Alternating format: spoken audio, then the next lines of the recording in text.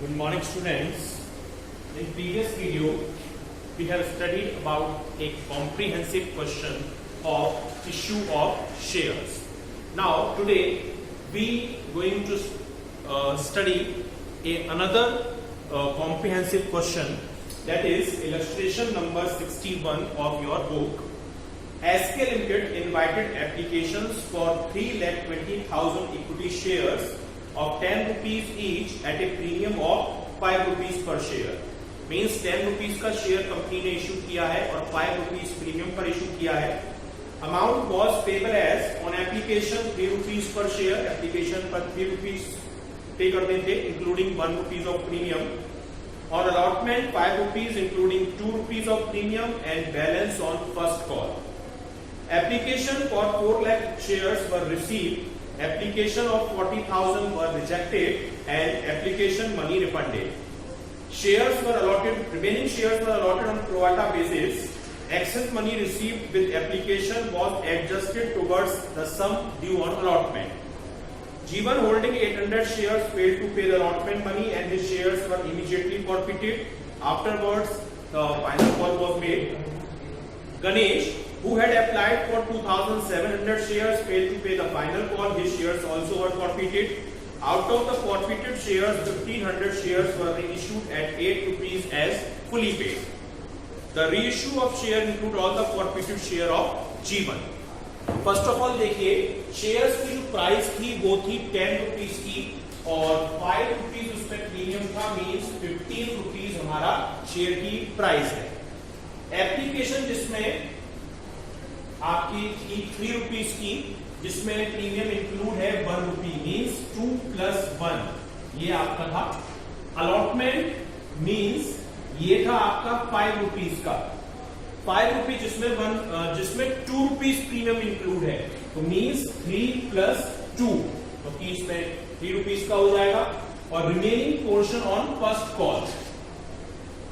First call कितने की हो जाएगी? 15 का शेयर है, 3 और 5 8, मीन्स 7 रुपीज की आपकी फर्स्ट कॉल है, लेकिन प्रीमियम भी केवल 1 रुपी और 2 यानी 3 रुपीज मांगा है, और जबकि प्रीमियम 5 रुपीज का, मीन्स 2 रुपीज का प्रीमियम इसमें इंक्लूड है, मीन्स 5 + 2. अब देखिए प्रोराटा बना लेते हैं, टेबल में नीचे बना लेता हूं, इसकी आपको क्लियर हो जाएगा प्रोराटा का कैलकुलेशन भी. आपने शेयर इश्यू किए हैं ओवरऑल 3,20,000 शेयर इश्यू किए, जिसमें आपको एप्लीकेशन रिसीव हुई 4 लाख. 4 लाख में से 40,000 शेयर तो आपने रिजेक्ट कर दिए एप्लीकेशन, यानी इनको आपको कुछ नहीं दिया. 4 लाख में 40 रिजेक्ट हो गई, तो कितनी बची रिमेनिंग? 3,60,000, और 3,60,000 को ही आपने 3,20,000 शेयर. नाउ अब एप्लीकेशन है हमारी 3 रुपीज की, तो 40,000 शेयर पर 3 रुपीज से 1,20,000 तो रिजेक्ट हो जाएंगे, अमाउंट रिफंड हो जाएगा. 3,60,000 शेयर पर 3 रुपीज के रेट से आपको अमाउंट रिसीव हुआ होगा 10,80,000 रुपीज. ठीक है, और लेकिन आपने उन्हें शेयर दिए 3,20,000, यानी 9,60,000 ही आपने उसमें से यूज किया 3 रुपीज के रेट से. अब देखिए शेयर कैपिटल में एट द रेट ऑफ 3 कितना अमाउंट जाएगा? 9,60,000. लेकिन एक्चुअल जो है हमारा एप्लीकेशन 2 रुपीज की है. 3 में 2 तो हमारा एप्लीकेशन का अमाउंट है, तो यानी 3,20,000 में 6,60,000 शेयर कैपिटल के जाएंगे और 3,20,000 प्रीमियम के होंगे. अब देखिए आपको 10,80,000 रुपीज रिसीव हुए थे, जिसमें से आपने 9,60,000 यूज कर लिए, मीन्स 1,20,000 ये आपका एक्सेस अमाउंट है जो आप अलॉटमेंट पे एडजस्ट करेंगे. क्लियर? तो this is the pro rata chart. So first entry आपकी क्या होगी? Receiving of application money. Entry क्या होगी? Bank account debit to share application account. आपको रिसीव हुई थी एप्लीकेशन 4 लाख, और 4 लाख एप्लीकेशन 3 रुपीज के रेट से आपको 12 लाख रुपीज रिसीव हुए होंगे. अब now journal entry of transfer of application money. The second entry will be share application account debit to share capital, और इसी पर प्रीमियम है तो टू सिक्योरिटी प्रीमियम रिजर्व। कुछ अमाउंट आप अलॉटमेंट पर एडजस्ट कर रहे हैं तो टू शेयर अलॉटमेंट, और कुछ रिजेक्ट भी किए हैं तो टू बैंक। ये लेंदी हो जाएगा। 12 लाख रुपीज आपको रिसीव हुए थे, जिसमें शेयर कैपिटल में सिर्फ 6,60,000 रुपीज ही ट्रांसफर हो रहे हैं, क्योंकि बाकी का अमाउंट हमारा 660 सॉरी ये 320 640 6,40,000 रुपीज ट्रांसफर हो रहे हैं हमारे शेयर कैपिटल में 2 रुपीज के रेट से। सिक्योरिटी प्रीमियम 1 रुपीज के रेट से 3,20,000 रुपीज का है। अलॉटमेंट पर हम एडजस्ट कर रहे हैं 1,20,000 रुपीज, और रिफंड कर रहे हैं हम 1,20,000 रुपीज। ठीक है, ये हमारा ट्रांसफर ऑफ एप्लीकेशन मनी हो गया। Now third entry will be of due of allotment. Due of allotment की एंट्री क्या होगी? Share allotment account debit to share capital और टू सिक्योरिटी प्रीमियम रिजर्व, क्योंकि इसमें भी हमारा 2 रुपीज का प्रीमियम इंक्लूड है। अब हमारे लिए 4 लाख शेयर दिए रहेंगे, हमारे शेयर रहेंगे 3,20,000। 3,20,000 शेयर पर 5 रुपीज के रेट से कितना अमाउंट रिसीव होगा? 16 लाख। लेकिन एक्चुअल अलॉटमेंट 3 रुपीज का है, तो 3,20,000 शेयर पर 3 रुपीज के रेट से 9,60,000 ही यूज होंगे, और 2 रुपीज के रेट से 6,40,000 हमारा ट्रांसफर हो जाएगा सिक्योरिटी प्रीमियम रिजर्व। अब देखिए 16 लाख रुपीज आपको ये चाहिए, जिसमें ऑलरेडी 120 अलॉटमेंट का आपको रिसीव हो चुका है, तो बचा 14,80,000। अब क्वेश्चन कह रहा है कि वन पर्सन दैट इज जीवन होल्डिंग 800 शेयर फेल टू पे अलॉटमेंट, जिसके पास 800 शेयर थे वो अलॉटमेंट नहीं दे पाया। 800 शेयर इसके पास थे, पर इसने अप्लाई कितने के लिए किया था ये निकालना पड़ेगा। तो कैसे निकालेंगे? आप 360 वालों को 320 दे रहे हैं, तो यानी जिनको 320 मिले हैं उन्होंने अप्लाई किया 360 के लिए। तो जिसको 800 शेयर दिए उसने अप्लाई कर किया, तो 800 मल्टीप्लाई बाय 3,60,000 डिवाइडेड बाय 3,20,000 जो हमने अलॉट किए, तो अमाउंट कितना हो जाएगा इसका? 30 से 30 कट, ये 0 से ये 0 कट, और 4 9 सा 36, 4 8 सा 32, 8 से 100, यानी 900 शेयर उसने अप्लाई किया था 900 शेयर के लिए। तो हमें एप्लीकेशन मनी कितनी रिसीव हुई होगी? 900 शेयर पर 3 रुपीज के रेट से 2,700 रुपीज, 3 रुपीज की एप्लीकेशन है, पर हमने यूज कितना किया? हमने शेयर दिए उसको 800, 3 रुपीज के रेट से हमने 2,400 ही यूज किए, मीन्स 300 हमारे पास अभी भी उसके एक्सेस बचे हुए हैं। अब हम मांगेंगे अलॉटमेंट। अलॉटमेंट 800 शेयर पर 5 रुपीज से 4,000 रुपए चाहिए, जिसमें 300 पहले से ही है, तो 3,700 वो हमें पे नहीं कर रहा। ठीक है, मीन्स 3,700 रुपीज का अमाउंट वो हमें पे नहीं कर रहा। अब देखिए हमको टोटल अमाउंट चाहिए था 16 लाख, जिसमें से 120 ऑलरेडी एडवांस आ चुका है यहाँ पर, और 3,700 ये पे नहीं कर रहा। मीन्स हमें कितना अमाउंट रिसीव होगा? 16 लाख है 120 में 14,80,000, 14,76,300। तो जो नेक्स्ट एंट्री है fourth receiving of allotment money, उसकी एंट्री क्या होगी? Bank account debit to share allotment, और ये हो जाएगा 14,76,000, 14,76,000 रुपए से एंट्री पास होगी। अब क्वेश्चन कह रहा है कि ये शेयर जो 800 शेयर है हमने जस्ट आफ्टर अलॉटमेंट फॉरफीट कर लिए, मींस हमने 10 रुपीज के शेयर में ये 5 रुपीज की फाइनल कॉल नहीं मांगी, मतलब कॉल्ड अप वैल्यू हमारी कितनी है 5 रुपीज ही है, उससे पहले ही फॉरफीट कर लिए। तो फॉरफीचर की एंट्री क्या होगी, share capital account debit 800 share और 5 रुपीज कॉल्ड अप से 4000 rupees. What did he not pay? Allotment. And allotment including 2 rupees of premium means he did not pay premium as well.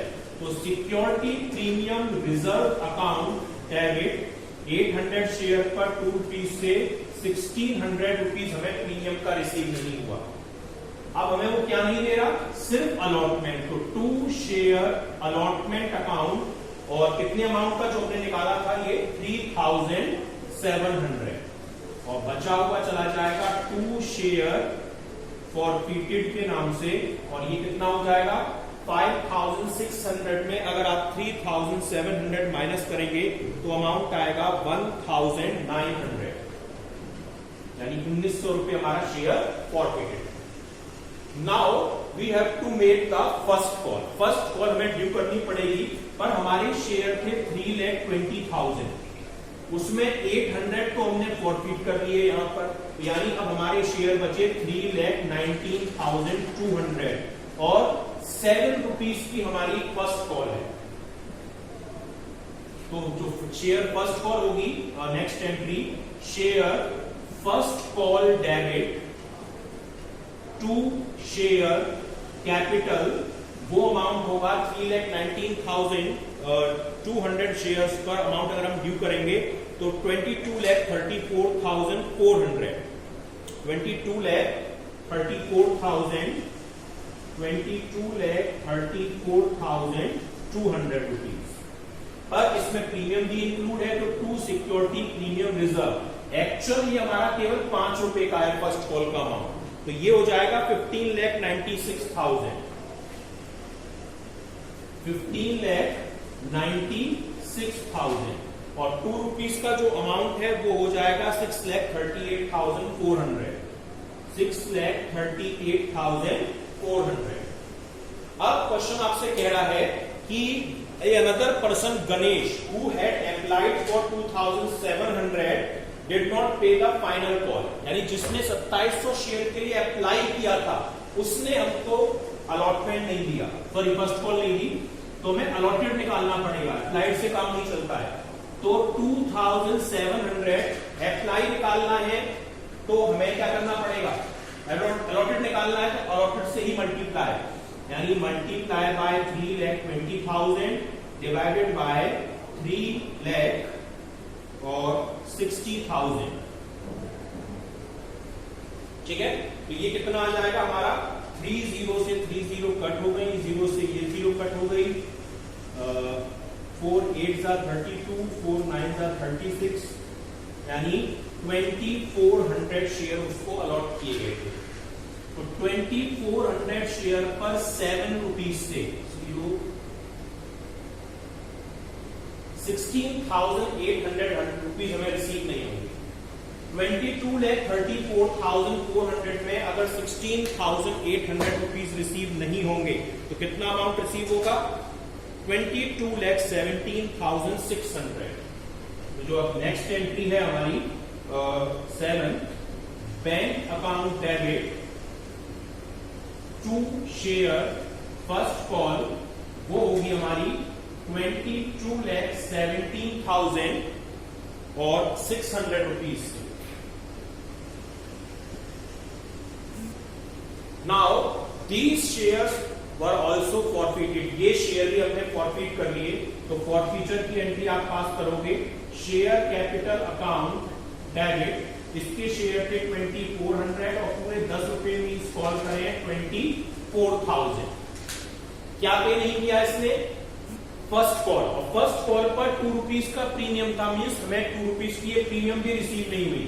तो security premium reserve account debit 2400 share पर 2 rupees से 4,800, ये premium का amount receive नहीं हुआ। अब इसने हमें क्या नहीं दिया, 2 शेयर फर्स्ट कॉल पे नहीं की, कितने की, जो हमने निकाली थी यहां पर 16,800, और बैलेंस अमाउंट आ जाएगा 2 शेयर फॉरफिटेड के नाम से, और ये अमाउंट हो जाएगा हमारा 12,000 रुपीज। 12,000 में रिसीव नहीं हुए।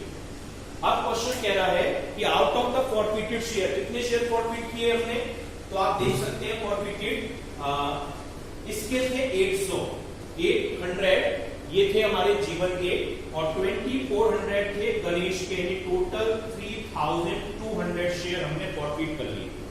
बट उसमें से हमने री इश्यू केवल 1,500 की है, तो री इश्यू की एंट्री क्या होगी, बैंक अकाउंट डेबिट टू, कितने शेयर री इश्यू करें हमने 1,500, और कितने रुपए से री इश्यू करें 1,500 शेयर हमने री इश्यू करे हैं 8 रुपीज से, मीन्स 1,20,000 सॉरी 12,000 रुपीज, ठीक है।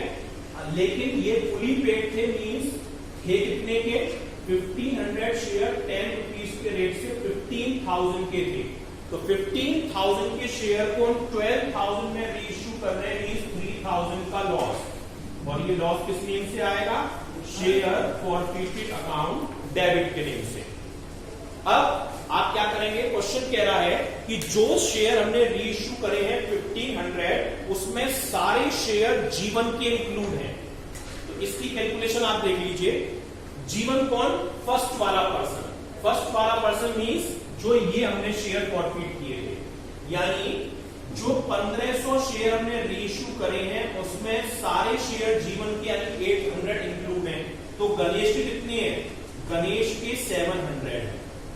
तो जब हम जीवन के सारे शेयर फॉरफिट कर रहे हैं तो जीवन का फॉरफीचर सारा यूज होगा 1,900, पर गणेश के हमने शेयर फॉरफिट किए 2,400, तो ये जो 12,000 है ये 2,400 का है, पर री इश्यू इसके केवल 700 हुए, तो यानी इसे हमें कन्वर्ट करना पड़ेगा। कैसे करेंगे, मैंने बताया था फॉरफिटेड अमाउंट मल्टीप्लाई बाय री issue share divided by forfeited share, तो ये कितना हो जाएगा, फॉरफिटेड अमाउंट है 12,000, री इश्यू इसके हो रहे हैं 700 जो मैंने यहां पर निकाले थे, और अपने फॉरफिट कितने किए थे इसके 2,400, ठीक है। 2,400 से कट जाएगा 5 टाइम यानी 3,500, इसका फॉरफीचर हो गया। तो देखिए जीवन का फॉरफीचर मैं यहां लिख देता हूं,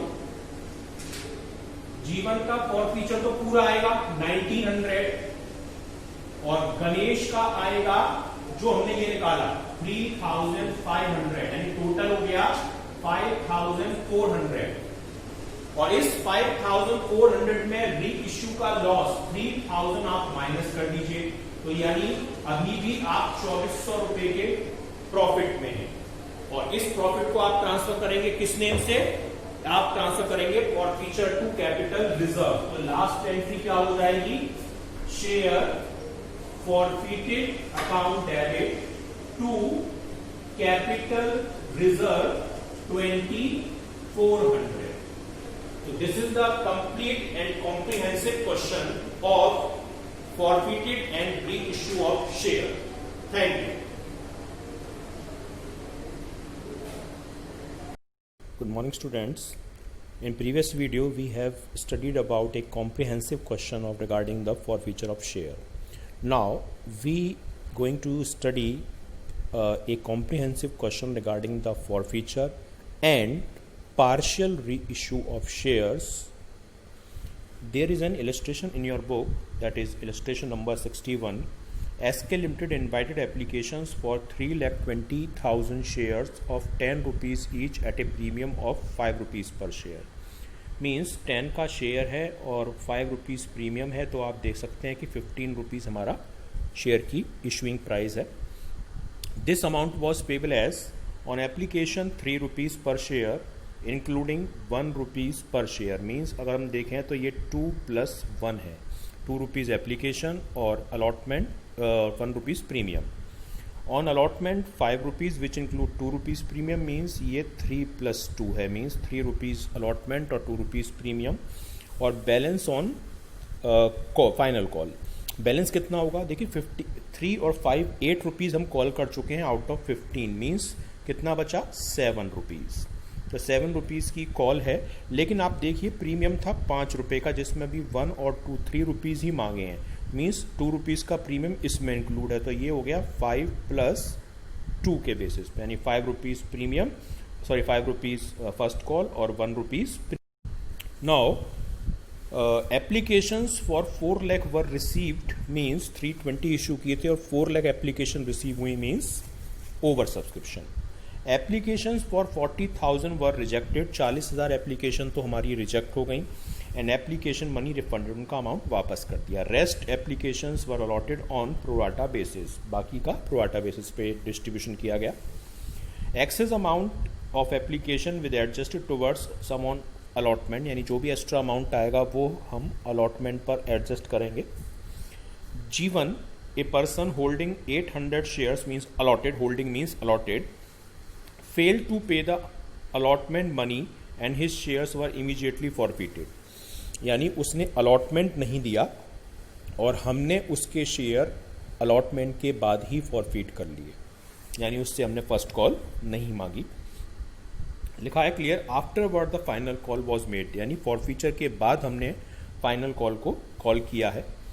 Ganesh who had applied for 2700 failed to pay, यानी जिसने 2007 के लिए अप्लाई किया था वो फाइनल कॉल नहीं दे पाया, उसके शेयर भी फॉरफिट हो गए और out of total forfeited share 1500 shares were reissued at 8 rupees as fully paid, यानी दोनों पर्सन के शेयर मिलाकर जितने शेयर हो रहे थे उसमें से 1500 शेयर्स हमने री इशू किए 8 रुपीज़ के रेट से, और जो शेयर हमने री इशू किए हैं उसमें सारे शेयर जीवन यानी फर्स्ट वाले पर्सन के इंक्लूड हैं, यानी 800, यानी 1500 में अगर 800 शेयर जीवन के हैं तो गणेश के कितने होंगे बचे हुए रिमेनिंग, यानी 700 शेयर, यानी 700 गणेश के री इशू हो रहे हैं। अब सॉल्यूशन स्टार्ट करते हैं। पहली एंट्री होगी रिसीविंग ऑफ एप्लीकेशन मनी की, 4 लाख एप्लीकेशन रिसीव हुई हैं और हमारा अमाउंट है 3 रुपीज़ पर शेयर, तो टोटल अमाउंट कितना रिसीव होगा हमें 12 लाख। तो एंट्री क्या हो जाएगी, bank account debit to equity share application 12 lakh rupees. अब we have to pass the journal entry of transfer of application money, application money को ट्रांसफर करने की हमें एंट्री पास करनी है। यहाँ पर एप्लीकेशन ट्रांसफर करने की एंट्री क्या होगी, equity share application account debit 12 lakh to equity share application, हमारे शेयर थे 3,20,000, हालांकि एप्लीकेशन मनी 3 रुपीज़ की थी लेकिन 3 रुपीज़ में एक्चुअल एप्लीकेशन केवल 2 रुपीज़ की थी, 1 तो प्रीमियम था, तो 3,20,000 शेयर पे 2 रुपीज़ वाली एक्चुअल एप्लीकेशन की वैल्यू 6,40,000, जो प्रीमियम है वो 2 सिक्योरिटी प्रीमियम रिजर्व के नेम से आ जाएगा, 3,20,000 शेयर पे 1 रुपीज़ के रेट से 3,20,000। अब 4 लाख में 40,000 तो रिजेक्ट हो गई, तो 40,000 जो रिजेक्ट हो गई वो 2 बैंक के नाम से रिफंड हो जाएगा, 40,000 शेयर 3 रुपीज़ से 120 रिफंड हो जाएंगे। 4 लाख में 40 रिजेक्ट हो गई, बची 360 वालों को हम 320 दे रहे हैं, मतलब कितनी एक्स्ट्रा हैं 40,000 पर 3 रुपीज़ के रेट से, मीन्स हमारे पास 120 जो एक्स्ट्रा है वो अलॉटमेंट पर हम एडजस्ट करेंगे 2 इक्विटी शेयर अलॉटमेंट के नेम से। अब हम अलॉटमेंट को ड्यू करेंगे। अलॉटमेंट है 5 रुपये का, जिसमें 3 + 2 का कंडीशन है, तो equity share allotment account debit 320 share 5 रुपये के रेट से 16 लाख के होते हैं। टू इक्विटी शेयर कैपिटल, लेकिन एक्चुअल वो 3 रुपये का है, तो 3,20,000 शेयर 3 रुपीज़ से 9,60,000 के, और बचा हुआ 2 सिक्योरिटी प्रीमियम रिजर्व 322 रुपीज़ के रेट से 6,40,000 रुपीज़ का। अब हमें कितना अमाउंट रिसीव हो रहा है, देखिए 16 लाख में 120 तो पहले से ही है, तो ये तो रिसीव होगा ही नहीं, यानी बचा 14,80,000। और जो पर्सन है हमारा एक क्या नाम है उसका नेम गिवन है कि जीवन, उसने 800 शेयर के लिए अप्लाई किया था, अलॉट हुए थे, तो अलॉट हुए थे उसके शेयर तो हमें निकालना पड़ेगा कि इसको मिले कितने थे, तो इसके शेयर निकल कर आएंगे 900, यानी 900 शेयर इसने अप्लाई किए थे, और आप वीडियो में देख सकते हैं पर हमने शेयर दिए उसको 800, यानी 100 शेयर का अमाउंट हमारे पास एप्लीकेशन का 3 रुपीज़ से 300 एक्स्ट्रा था। अब हम इससे अलॉटमेंट मांग रहे हैं, अलॉटमेंट मांगेंगे 800 शेयर पर 5 रुपीज़ यानी 4000 रुपीज़ में 300 रुपीज़ तो ये आ चुके, तो बचे 3700। तो 3700 रुपीज़ हमें ये रिसीव नहीं होंगे। तो देखिए 16 लाख रुपीज़ हमको चाहिए थे टोटल। 16 लाख में अगर 120 ये माइनस करेंगे तो बचे 14,80,000 और 3,700 ये पे नहीं कर रहा, तो मीन्स हमें अमाउंट रिसीव होगा 14,76,300। तो एंट्री क्या हो जाएगी, bank account debit to equity share allotment 14,76,300। चाहे तो हम कॉल्सन एरियर के साथ भी एंट्री पास कर सकते हैं। अब ये शेयर हमने अभी फॉरफिट कर लिए, तो देखिए 10 रुपीज़ का शेयर था और उसमें से 2 रुपये की एप्लीकेशन, 3 रुपये का अलॉटमेंट, मीन्स 5 रुपये कॉल कर लिए, उसके बाद ही शेयर फॉरफिट कर लिए, मीन्स कॉल्ड अप वैल्यू 5 रुपये है। तो फॉरफीचर की एंट्री क्या होगी, equity share application capital account debit 800 share forfeit कर रहे हैं 5 रुपये कॉल्ड अप से 4000 के।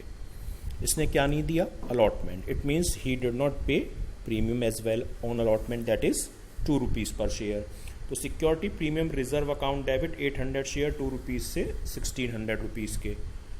अब क्या नहीं दिया, allotment to equity share allotment, जो हमने अमाउंट निकाला 3700 और बचा हुआ अमाउंट टू शेयर फॉरफीचर के नाम से आ जाएगा, फॉरफिटेड शेयर 1900 रुपीज़। ठीक है, कि 5600 में से 3700 माइनस किए तो बैलेंस 1900 ये आ जाएगा।